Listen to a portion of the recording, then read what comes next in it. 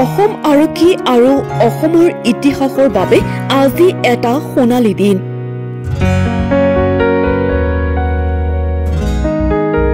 কেন্দ্ৰীয় গৃহমন্ত্ৰী অমিত শ্বাহৰ দ্বাৰা মুকলি হল দেৰগাঁৱৰ লাচিত বৰফুকন পুলিচ একাডেমী।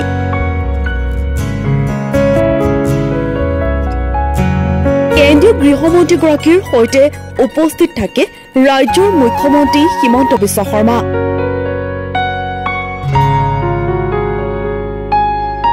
মুকলি অনুষ্ঠানত অংশ লৈ মুখ্যমন্ত্ৰীয়ে কৰিলে কেইবাটাও নতুন ঘোষণা। অত্যাধুনিক প্ৰযুক্তি আৰু উন্নতমানৰ আন্তঃগাঁথনিৰে নিৰ্মিত লাচিত বৰফুকন পুলিচ একাডেমী মুকলি অনুষ্ঠানত অংশ লৈ ৰাজ্যৰ মুখ্যমন্ত্ৰী হিমন্ত বিশ্ব শৰ্মাই কেইবাটাও নতুন ঘোষণা কৰে। ভাষণ প্ৰসংগত মুখ্যমন্ত্ৰী হিমন্ত বিশ্ব শৰ্মাই কয়, ইয়াৰ আগলৈকে লাচিত বৰফুকনৰ নামত অসমত কোনো ডাঙৰ অনুষ্ঠান কেতিয়াও গঢ় লৈ উঠা নাছিল। আজি 400 বছৰৰ পাছত প্ৰথমবাৰৰ বাবে অসমত লাচিত বৰফুকনৰ নামত এটা সুন্দৰ অনুষ্ঠান নিৰ্মাণ কৰিবলৈ সক্ষম হৈছো। অসম আৰক্ষী আমাৰ এক ঐতিহ্যমণ্ডিত অনুষ্ঠান। দেৰগাঁও অসম পুলিচ একাডেমীয়ে 21,000 অসম আৰক্ষীৰ জোৱানক এটা প্ৰকৃত শক্তিশালী আৰক্ষী দললৈ ৰূপান্তৰ কৰাত সহায় কৰিছিল। দেৰগাঁও পুলিচ একাডেমী লাচিত বৰফুকনৰ নামত সমৰ্পণ কৰি 167 কোটি টকা ব্যয়েৰে এই একাডেমীৰ ভৱন আৰু পুলিচ মিউজিয়াম নিৰ্মাণ কৰি উলিয়াইছে।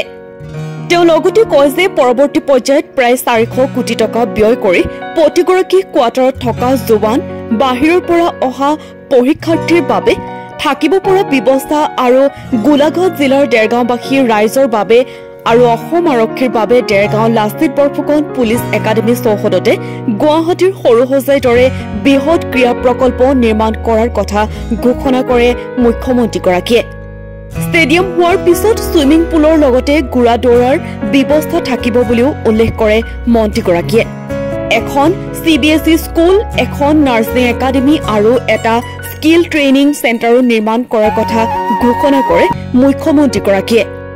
মই সমগ্ৰ গোলাঘাট আৰু অসমবাসী ৰাইজৰ হৈ সকলোকে অনুৰোধ কৰিম, অমিত শ্বাহ ডাঙৰীয়াক দীঘলীয়া হাত চাপৰিৰে আমি এই পবিত্ৰ স্থানলৈ আদৰণি জনাম। শ্ৰদ্ধাৰ ৰাইজ, অসম পুলিচ আমাৰ এক ঐতিহ্যমণ্ডিত অনুষ্ঠান। দেৰগাঁৱৰ অসম পুলিচ একাডেমীয়ে 21,000 অসম পুলিচৰ জোৱানক এটা প্ৰকৃত শক্তিশালী আৰক্ষী দললৈ ৰূপান্তৰ কৰাত সহায় কৰিছিল। এই দেৰগাঁৱৰ পুলিচ একাডেমীক আমি লাচিত বৰফুকনৰ নামত সমৰ্পণ কৰি আজি 167 কোটি টকা ব্যয়েৰে এই একাডেমীৰ ভৱন, পুলিচ মিউজিয়াম আমি নিৰ্মাণ কৰি উলিয়াইছো।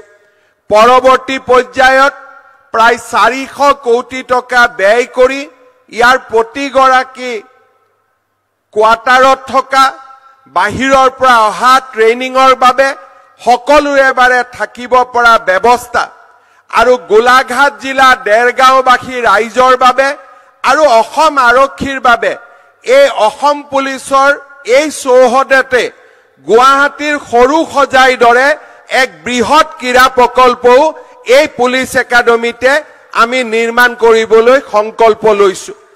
ইয়াতে যেতিয়া আমাৰ ষ্টেডিয়াম হ'ব, ছুইমিং পুল হ'ব, ঘোঁৰা দৌৰৰ আমাৰ ইকোডিষ্ট্ৰিয়ান গেমছৰ ইয়াত ফেচিলিটিজ থাকিব।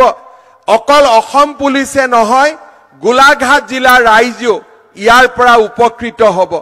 অসম পুলিচৰ একাডেমীৰ সমান্তৰালভাৱে দেৰগাঁৱত যিয়ে নেকি আমাৰ স্থানীয় ৰাইজকো সহায় কৰিব, এই একাডেমীৰ ভিতৰতে এখন CBSE স্কুল, এখন নাৰ্ছিং একাডেমী আৰু আমি এটা স্কিল ট্ৰেইনিং চেণ্টাৰ বনাব খুজিছো, য'ত নেকি অসম আৰক্ষীৰ লগতে স্থানীয় যুৱক যুৱতীয়েও ইয়াত উপকৃত হ'ব পাৰে। আৰু যদি ভগৱানে আমাক সাহস দিয়ে, নৰেন্দ্ৰ মোদী ডাঙৰীয়াৰ আশীৰ্বাদত, অমিত শ্বাহ ডাঙৰীয়াৰ আশীৰ্বাদত কেতিয়াবলৈ দেৰগাঁৱত এখন পুলিচ মেডিকেল কলেজো নিৰ্মাণ কৰাৰ বাবে আমি সংকল্প ৰাখিছো। নিউজ ডেস্ক, এনি টক্স।